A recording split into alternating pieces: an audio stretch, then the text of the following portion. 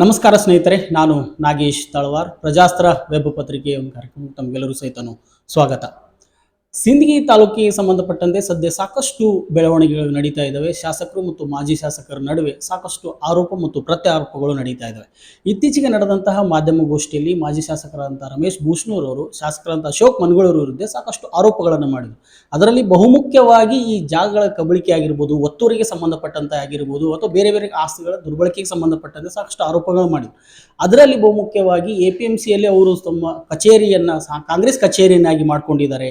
ಹಾಗಾಗಿ ಇದನ್ನು ಅವರು ಯಾವಾಗ ಈ ರೀತಿಯಾಗಿ ಅಕ್ರಮ ಆಗಿ ಒತ್ತುವರಿಗಳನ್ನು ಮಾಡ್ಕೊಂಡು ಕೆಲಸಗಳನ್ನು ಮಾಡ್ತಾ ಇದ್ದಾರೆ. ಅದೇ ರೀತಿ APMC ಇರುವಂಥದ್ದು ಕೃಷಿ ಚಟುವಟಿಕೆಗೆ ಸಂಬಂಧಪಟ್ಟಂತೆ ಅಲ್ಲಿರುವಂಥ ಮಳಿಗೆಗಳಾಗಿರ್ಬೋದು, ಕಟ್ಟಡಗಳಾಗಿರ್ಬೋದು, ಅಲ್ಲಿ ಕೃಷಿಗೆ ಸಂಬಂಧಪಟ್ಟಂಥ ಚಟುವಟಿಕೆ, ಅದಕ್ಕೆ ರೈತರಿಗೆ ಬೇಕಾದಂಥ ವಸ್ತುಗಳು ಸಿಗುವಂಥದ್ದು ಕೆಲಸಗಳಿಗೆ ಬಳಕೆ ಆಗಬೇಕಾಗಿತ್ತು. ಅಲ್ಲಿ ಬೇರೆ ಬೇರೆ ರೀತಿಯಾದಂಥ ಅಂಗಡಿಗಳಿದ್ದಾವೆ, ಅಲ್ಲಿ ಶೋರೂಮ್ಗಳಿದ್ದಾವೆ, ಜಿಮ್ ಮಾಡಿದ್ದಾರೆ, ಹೀಗೆ ಬೇರೆ ಬೇರೆ ಚಟುವಟಿಕೆಗಳು ನಡೀತಾ ಇದ್ದಾವೆ.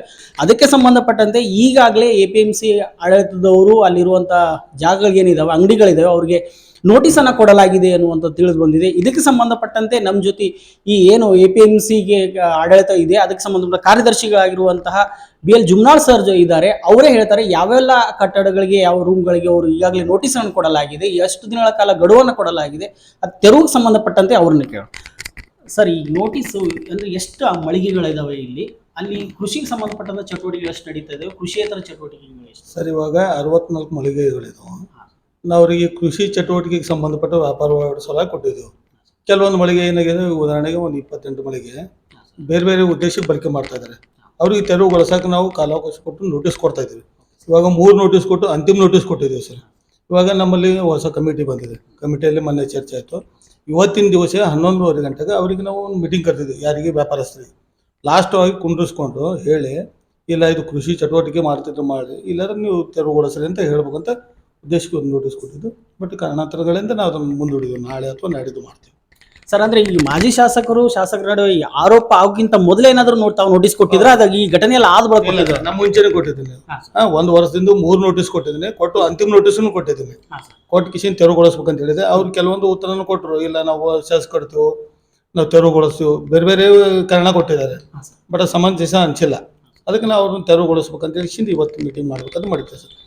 ಸಾಕಷ್ಟು ವರ್ಷಗಳಿಂದ ಅದಾವ ಸರ್ ಇಲ್ಲಿ ಅಂಗಡಿಗಳು. ಅಂದ್ರೆ ಶೋರೂಮ್, ಬೈಕ್ಗಳ ಶೋರೂಮ್ ಸಂಬಂಧಪಟ್ಟಿರ್ಬೋದು, ಕಿರಾಣಿ ಅಂಗಡಿಗೆ ಸಂಬಂಧಪಟ್ಟಂತೆ ಇರ್ಬೋದು, ಅಥವಾ ಕೆಲವು ಈ ಕೋಚಿಂಗ್ ಸೆಂಟರ್ಗಳಿಗೆ ಇರ್ಬೋದು, ಜಿಮ್ ಮಾಡಿದ್ದಾರೆ ಅವರು. ಮತ್ತೆ ಅಂದ್ರೆ ತಾವು ಇಟ್ಕೊಂಡ ಸಂದರ್ಭದಲ್ಲಿ ತಮ್ಮ ಗಮನಕ್ಕೆ ಏನಾದ್ರು ಇಲ್ಲ? ಅದು ಮುಂಚೆನೇ ಕೊಟ್ಟಿದ್ದಾರೆ, ಮಾಡಿದ್ದಾರೆ.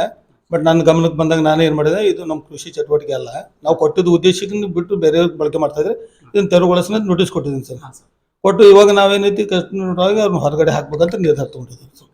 ಅವುಗಳಿಗೆ ಸಂಬಂಧಪಟ್ಟ ಏನು ಟೆಂಡರ್ ಪ್ರಕ್ರಿಯೆ ಮುಗಿದೋಗಿದೆ, ಮತ್ತೇನಾದ್ರು ಅವರಿಗೆ ನಾವು ಹಂಚಿಕೆ ಮಾಡಿದ್ವಿ. ಲಿವ್ ಅಂಡ್ ಲೈಸೆನ್ಸ್ ಮೇಲೆ ಜಾಗ ಕೊಟ್ಟಿದ್ರು ಸರ್, ಕಡಿಮೆ ರೇಟ್ನಲ್ಲಿ ವ್ಯಾಪಾರ ವಹಿವಾಟಿಗೆ ಸಂಬಂಧಪಟ್ಟ ರೈತರಿಗೆ ಅನುಕೂಲ ಆಗಲಿ ಅಂತೇಳಿ.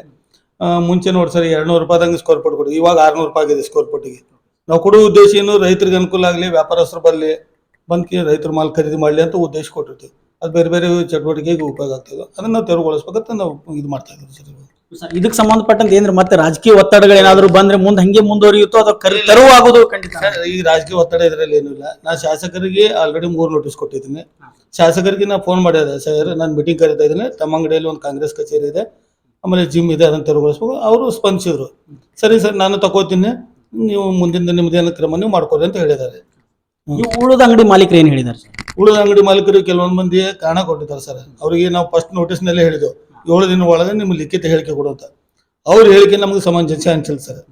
ಅದ್ರ ಸಲುವಾಗಿ ನಾವು 3 ನೋಟಿಸ್ ಕೊಟ್ಟು ಇವಾಗ ತೆರವುಗೊಳಿಸ್ಬೇಕಂತ ನಿರ್ಧಾರ ಮಾಡಿಬಿಟ್ಟಿದ್ದಾರೆ ಸರ್. ಕೆಲವೊಂದು ಮನೆಗಳನ್ನು ಕಟ್ಕೊಂಡಿದ್ದಾರೆ ಅಂತ ಶಾಸಕರೇ ಸ್ವತಃ ಹೇಳಿದ್ದಾರೆ. ಮತ್ತೆ ಅವೆಲ್ಲ ಹಿಂಗ್ ಮಾಡ್ತಾರೆ? ಮನೆ ಅಂತೂ ಕಟ್ಟಕ್ ಬರಲ್ಲ.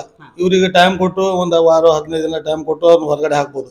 ಮನೆ ಅಂತೂ ನಮ್ಮಲ್ಲಿ ಮಾಡಕ್ ಬರಲ್ಲ ಸರ್. ಮನೆ ಕಟ್ಕೊಂಡಿದ್ದಾರೆ ಸ್ವತಃ ಶಾಸಕರೇ ಹೇಳಿದಾರಲ್ಲ ಸರ್. ಇದಲ್ರಿ, ನಾ ಅವ್ರಿಗೆ ನೋಟಿಸ್ ಕೊಟ್ಟಿದ್ದೀನಿ. ಮನೆಯದು ಏನಾಗಿದೆ ಸರ್, ಅದು ನಮ್ಮ ಕಾನೂನಲ್ಲಿ ಅವಕಾಶ ಇಲ್ಲ. ಒಂದೇ ಮಾಡಿ ಕಟ್ಟಕ್ ಇಲ್ಲೇ ಇಲ್ಲ. ಇವಾಗ ಏನಿದೆ, ಒಂದು ಹೊಸ ಆದೇಶ ಮಾಡಿದ್ದಾರೆ, ಒಂದೇ ಮಾಡಿ ಕಟ್ಕೋತಿದ್ರು. ಆಫೀಸ್ ಅಂತ ಮಾಡ್ಬೋದು ಹೊರತು ಮನೆ ಮಾಡಕ್ ಬರಲ್ಲ. ಮಾಡಿದ್ರೆ ಅವ್ರಿಗೆ ನೋಟಿಸ್ ಕೊಟ್ಟಿದ್ರು ಸರ್. ನಾನು ಇವತ್ತು ಮೀಟಿಂಗ್ನಲ್ಲಿ ಹೇಳ್ತಿದ್ದೆ ಅವ್ರಿಗೆ. ಅವ್ರು ತೆಗಿದೇ ಇದ್ರೆ ನಾವು ಮುಂದಿನ ಕಾನೂನು ಕ್ರಮ ಕೈಗೊಳ್ತೇವೆ ಸರ್. ಎಷ್ಟು ದಿನಗಳಲ್ಲಿ ತೆರವುಗೊಳಿಸೋದು ಕೆಲಸ ಆಗ್ಬೋದು? ಭಾಳ ಅಂದ್ರೆ ಒಂದು 15ರಿಂದ 1 ತಿಂಗಳು ಅಷ್ಟೇ ಅವ್ರಿಗೆ ಟೈಮ್ ಕೊಡ್ಬೇಕಂತ ಇವತ್ತಿನ ಮೀಟಿಂಗ್ನಲ್ಲಿ ಚರ್ಚೆ ಮಾಡ್ಬೇಕಂತ ಮಾಡಿದ್ದು. ನಮ್ಮ ಉಪಾಧ್ಯಕ್ಷರು ಅಣ್ಣ ಕಾರಣಾಂತರದಿಂದ ನಾಳೆ ಅಥವಾ ನಾಡಿದ್ದು ಮೀಟಿಂಗ್ ಮಾಡ್ತೀವಿ. ಮಾಡಿ ಅವ್ರಿಗೆ ನಾವು 1 ತಿಂಗಳು ಒಳಗಡೆ ಹೊರಗೆ ಹೋಗಕ್ಕೆ ಕೇಳ್ತೀವಿ.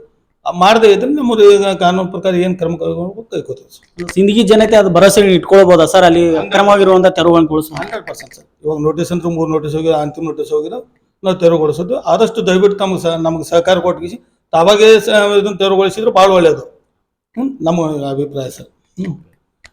ಎಸ್, ಇದಿಷ್ಟು ಸ್ನೇಹಿತರೆ, ಈಗಾಗಲೇ ನಾವು 3 ನೋಟಿಸ್ಗಳನ್ನು ಕೊಟ್ಟಿದ್ದೀವಿ. ಅವರಿಗೆ ಕಾರಣಗಳನ್ನು ಸಹಿತ ಕೊಡು ಅಂತ ಹೇಳಿದ್ವಿ. ಅವರು ಲಿಖಿತ ರೂಪದಲ್ಲಿ ಕಾರಣಗಳು ಕೊಟ್ಟಿದ್ದಾರೆ, ಬಟ್ ಆ ಕಾರಣಗಳು ಸಮಂಜಸವಲ್ಲ.